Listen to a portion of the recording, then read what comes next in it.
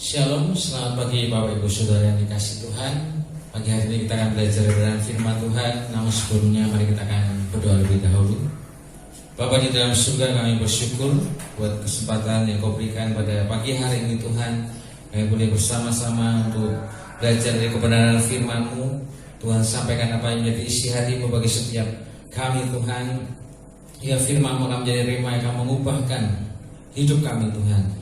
Roh Kudus surapi hamba-Mu dan urapi setiap kami. Di dalam nama Yesus kami syaut menerima firman-Mu. Amin. Puji nama Tuhan. Bapak Ibu Saudara yang dikasihi Tuhan, pada bulan ini kita belajar bersama-sama dengan satu tema, yaitu melakukan perintahnya. Dan pagi hari ini kita akan belajar bersama-sama, yaitu ketaatan yang Tuhan kehendaki yang seperti apa. Ya, kita mau belajar daripada Tuhan Yesus yang menjadi teladan dari ketaatan di dalam melakukan perintah Tuhan, di dalam melakukan kehendak Tuhan. Kita akan baca bersama-sama di dalam kitab Filipi 2 pasalnya yang ke-5 sampai yang ke-8.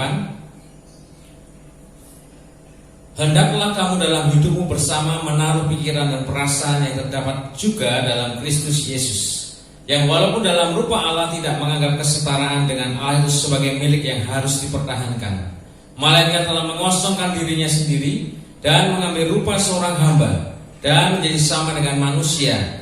Dan dalam keadaan sebagai manusia, ia telah merendahkan dirinya dan taat sampai mati, bahkan sampai mati di kayu salib. Puji nama Tuhan. Pagi hari ini kita akan belajar dari Tuhan Yesus, karena Tuhan Yesus menjadi teladan di dalam ketaatan kita melakukan kehendak Tuhan. Kita mau belajar bersama-sama mengapa Tuhan Yesus sampai mau taat, sampai dia mati, bahkan mati di atas kayu salib. Ya. Ketaatan yang bagaimana yang Tuhan kehendaki. Dan kita mau belajar bahwa ketaatan yang Yesus lakukan karena didasari karena dia mengasihi Bapa di surga. Ya. Kita bisa melihat di dalam Yohanes pasal 14 ayat 31. Tetapi supaya dunia tahu bahwa aku mengasihi Bapa dan bahwa aku melakukan segala sesuatu seperti yang diperintahkan Bapa kepadaku, bangunlah, marilah kita pergi dari sini. Ya. Jadi kita bisa belajar dari Yohanes 14 ayat 31 ini bahwa yang mendasari Yesus melakukan segala sesuatu yang diperintahkan Bapa kepadanya, yaitu karena ia mengasihi Bapa di surga. Ketaatan kita juga harus didasari karena kita mengasihi Tuhan, bukan karena suatu keterpaksaan, tetapi karena ada kasih yang mendorong untuk kita mau melakukan apa yang Tuhan kehendaki dalam hidup kita. Di dalam Yohanes 15 ayat Yohanes 14 ayat 15 dan 21, jikalau kamu mengasihi aku, kamu akan menuruti segala perintahku. Barang siapa memegang perintahku dan melakukannya, dialah yang mengasihi aku. Dan barang siapa mengasihi aku, ia akan dikasihi oleh Bapakku, dan aku pun akan mengasihi dia dan akan menyatakan diriku kepadanya. Tuhan Yesus juga menghendaki supaya kita menunjukkan kasih kita kepada Tuhan, yaitu dengan kita melakukan perintahnya. Ketaatan adalah bukti kasih kita kepada Tuhan. Dan teladan Yesus bagi setiap kita, yaitu Tuhan mau supaya ketika kita mentaati perintahnya, oleh karena kita mengasihi Bapa di surga. Lagi hari ini kita akan belajar bersama-sama ketaatan yang bagaimana yang Tuhan kehendaki di dalam hidup kita. Yang pertama yaitu ketaatan yang tanpa syarat. Di dalam Filipi 2 ayat 6 dikatakan, yang walaupun dalam rupa Allah tidak menganggap kesetaraan dengan Allah itu sebagai milik yang harus dipertahankan, melainkan telah mengosongkan dirinya sendiri menjadi sama dengan manusia. Tuhan Yesus bisa taat karena dia mengasihi Bapa di surga. Dan dia katakan di sini bahwa ia tidak mempertahankan hak pribadinya. Dia mengosongkan dirinya. Dia rela meninggalkan kemuliaan surga untuk dia datang ke dalam dunia menjadi sama seperti manusia, bahkan dikatakan mengambil rupa seorang hamba. Ya. Untuk kita bisa taat, maka kita harus bersedia untuk melepaskan hak pribadi. Ya. Ketaatan yang tanpa syarat ini yang Tuhan kehendaki. Menyadari bahwa diri kita adalah hamba yang tidak mempunyai hak atas pribadi kita. Ya. Di dalam zaman dahulu, Bapak Ibu Saudara, seorang hamba atau budak, ya, dari kata doulos adalah seorang yang nggak punya hak atas dirinya. Ya. Dia adalah budak yang dibeli. Ya. Ketika budak itu dibeli oleh tuan yang membelinya, maka otomatis dia tidak punya hak atas hidupnya. Hidupnya adalah milik dari tuan yang membelinya. Ya. Sama halnya prinsipnya bahwa kita tidak punya hak atas hidup kita, karena kita adalah hamba, kita adalah budak, kita adalah doulos, di mana kita sudah dibeli oleh Tuhan dan kita tidak punya hak atas kehidupan kita. Ya. Oleh karena itu ketaatan yang tanpa syarat itu adalah ketaatan yang Tuhan kehendaki. Ya. Di dalam Matius 26 ayat 42, lalu ia pergi untuk kedua kalinya dan berdoa, katanya, "Ya Bapakku, jikalau cawan ini tidak mungkin lalu kecuali apabila aku meminumnya, jadilah kehendakmu." Tuhan Yesus rela melepaskan haknya untuk mengikuti kehendak Bapa. Ya. Secara daging berat bagi Yesus untuk dia harus menghadapi cawan murka Allah. Ya. Namun dia mau melepaskan haknya, dia mau merendahkan dirinya, dia mau mengosongkan dirinya, dan dia mau bersedia untuk mengikuti kehendak Bapa. Ketaatan yang tanpa syarat, yang demikianlah yang Tuhan kehendaki. Ya. Ketaatan membutuhkan pengorbanan. Ada harga yang harus kita bayar kalau kita mau mentaati perintah Tuhan. Di dalam Filipi 2 ayat 8, dan dalam keadaannya sebagai manusia yang telah merendahkan dirinya dan taat sampai mati, bahkan sampai mati di kayu salib. Tuhan Yesus taat sampai mati di atas kayu salib. Ya. Ada harga yang harus dibayar kalau kita mau mentaati perintah Tuhan. Ya. Di dalam Alkitab, tokoh-tokoh Alkitab baik dalam perjanjian lama, dalam perjanjian baru, ketika mereka memutuskan untuk taat, mereka harus bayar harga. Mereka harus berani berkorban. Ketaatan yang tanpa syarat ini yang Tuhan kehendaki untuk kita miliki dalam hidup kita. Kemudian yang kedua, ketaatan yang bagaimana yang Tuhan kehendaki, yaitu ketaatan yang menjadi gaya hidup kita setiap hari. Di dalam Yohanes 4 ayat 34, kata Yesus kepada mereka, "Makananku ialah melakukan kehendak Dia yang mengutus aku dan menyelesaikan pekerjaannya."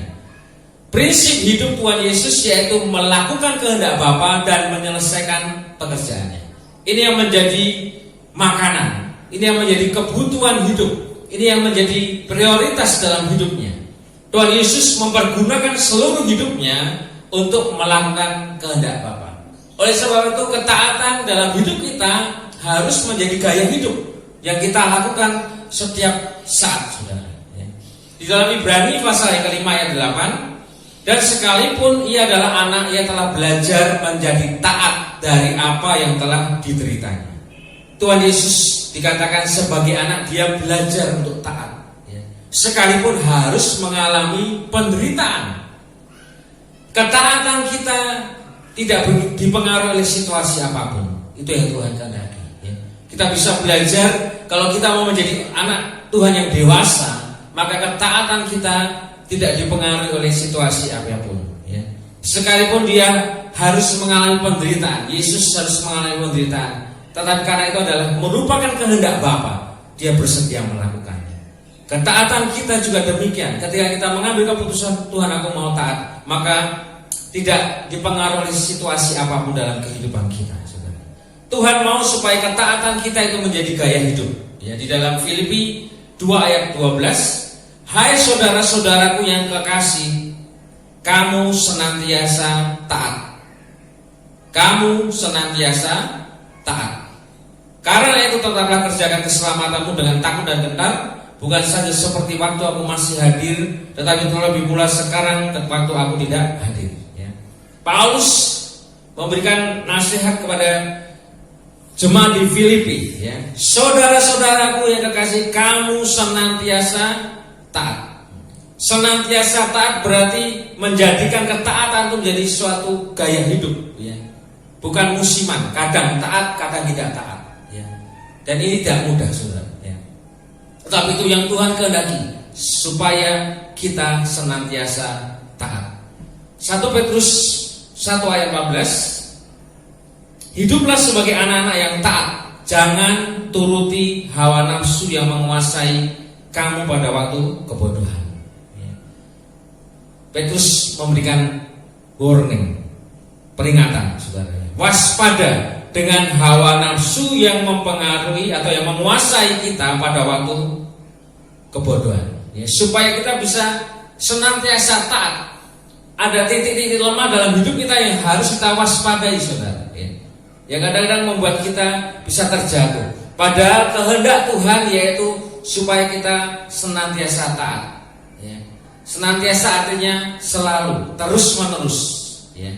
Oleh karena itu ada yang harus kita waspadai, yaitu jangan turuti hawa nafsu yang menguasai kita pada waktu kebodohan, ya.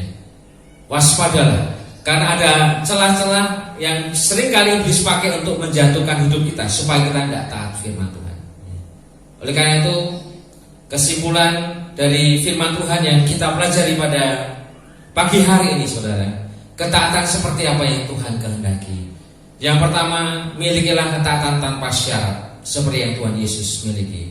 Dia telah mengosongkan dirinya, dia merendahkan dirinya, dia taat sampai mati, ya. Dia mau mengorbankan.